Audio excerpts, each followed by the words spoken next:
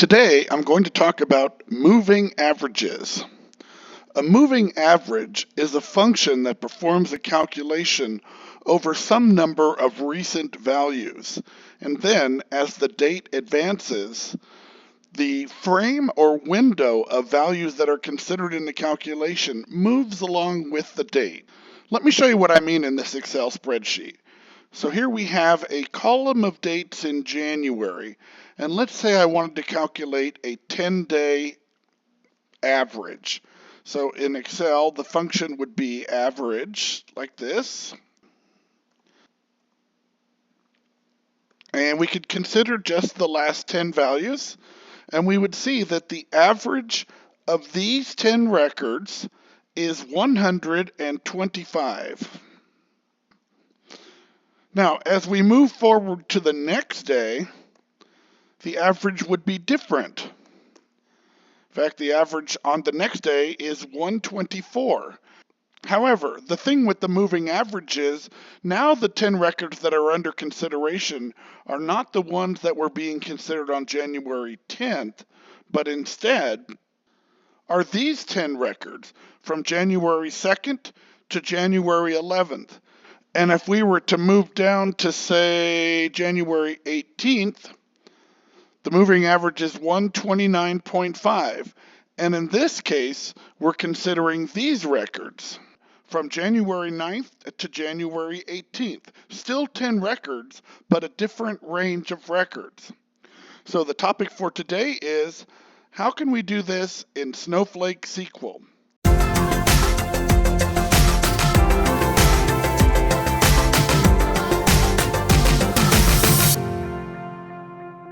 So let's get right to it. Here's the data set. And what we see here is a list of baseball games. And we have the date the game was played, and we have the number of runs that were scored. So let's say I would like to calculate a moving average for the number of runs scored. And just to keep the math simple, we'll just do a 2-day moving average. Okay, so to calculate a moving average, we're going to use the function AVG. Now, this is the same function that we've used traditionally in SQL to calculate averages when we're using group bys. And what I said is I would like to calculate the average number of runs. So that will go here in the parentheses. And then the keyword over. This is what's going to make it an analytic function. And then there's another set of parentheses that follow. And we're going to spend all of our time in the rest of this video talking about what goes in here.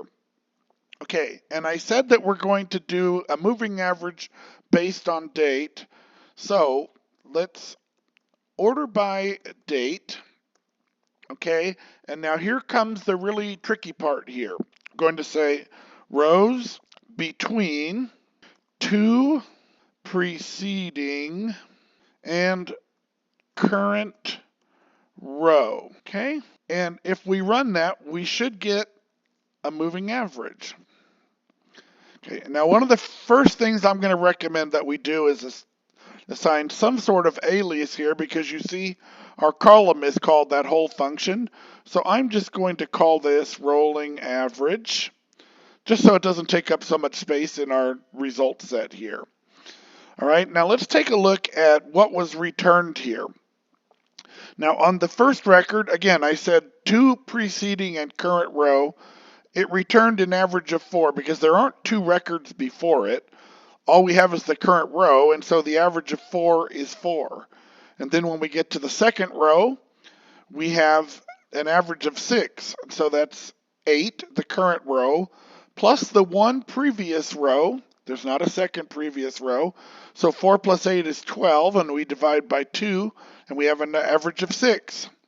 Now we come down to the third record, and 4 plus 8 plus 9 is 21.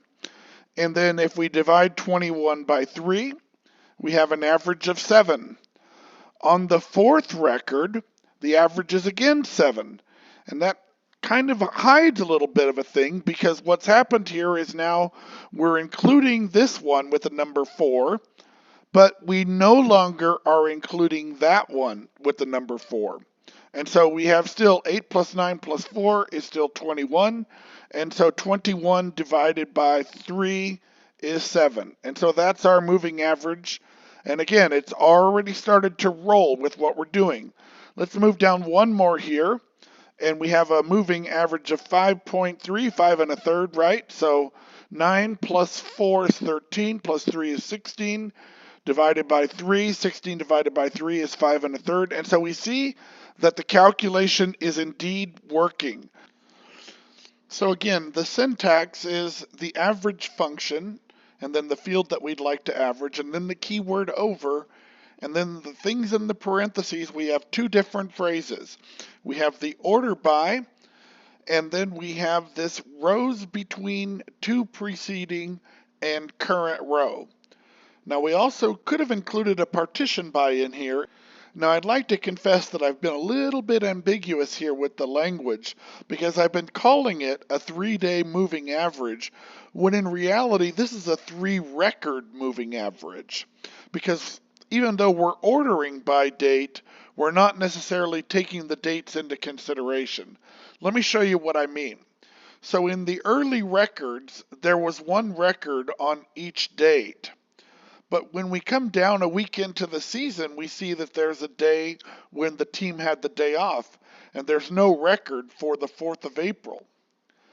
And on the other end of the coin, later on in July, we'll see that the team actually played 2 games on the same day on the 27th of July, so a doubleheader. And in both of these cases, the record calculation didn't really do a day calculation, it continued to do a record calculation. Let me drill in and show you what I mean. Now, if we come back and take a look at these records in April where a day is missing, if we truly were doing a 3-day calculation, then the average would include the dates of April 3rd, April 4th, and April 5th.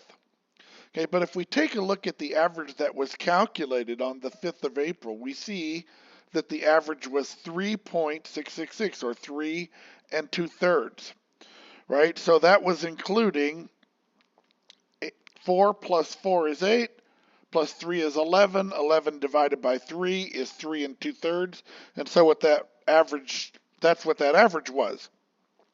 But if we were doing this by dates, what we really should have included is only 4 plus 3, which is 7, and then 7 divided by 2 would have yielded an average of 3.5 instead.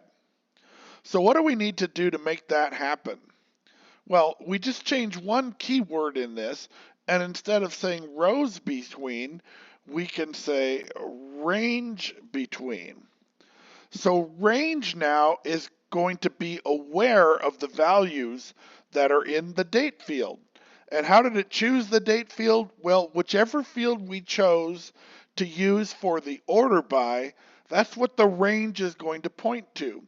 And so since we're using a date field here, and the field is called date, the range itself is saying, okay, I want to include the 2 preceding days and the current row only. So if we come back to the 5th of April, 2 days before the 5th is going to be the 3rd of April, and then there was no record 1 day before, and then there was the 5th. So if we run this instead, and we take a look now, we see that our moving average now instead included only the 2 records. So this is a true 3-day moving average. So it's important when gathering requirements to make sure that we understand exactly if we really want a 3-record moving average or a 3-day moving average.